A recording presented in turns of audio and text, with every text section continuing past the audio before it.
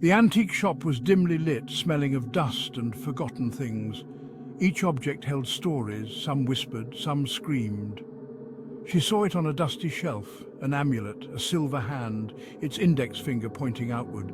She felt drawn to it, compelled to touch its cold, smooth surface. The shopkeeper saw her fascination, his smile thin and unsettling. "Be careful," he rasped. "They say it's cursed." She shrugged off his warning, dismissing it as mere superstition. Her heart set on the amulet, captivated by its mysterious allure. It felt strangely warm in her hand, almost as if it had a life of its own, a stark contrast to its cold, metallic touch that sent shivers down her spine. She wore it home, the silver hand a constant presence against her skin, a silent companion.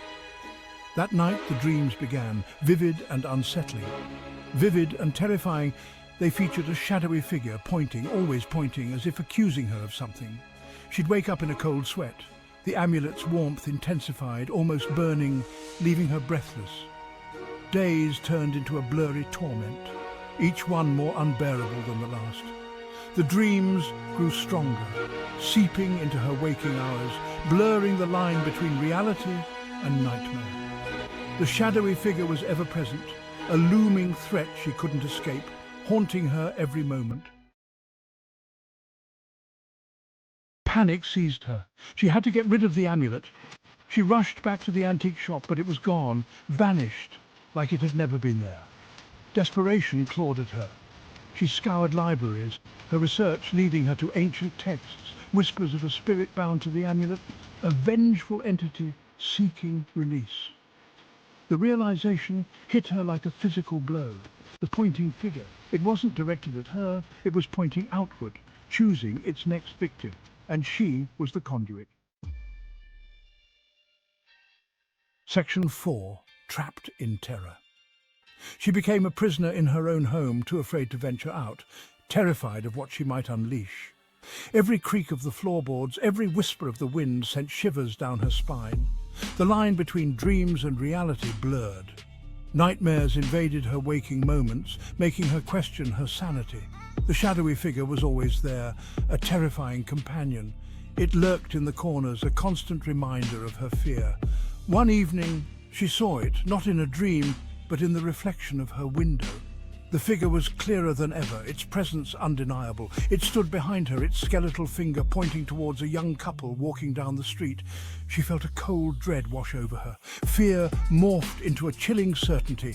She realized that the figure was not just a figment of her imagination. She couldn't escape her fate. No matter how fast she ran or how well she hid, the shadowy figure was always one step ahead. The amulet had chosen its next target, and she was powerless to stop it. Its sinister glow was a beacon of her impending doom. Section 5. Escaping fate?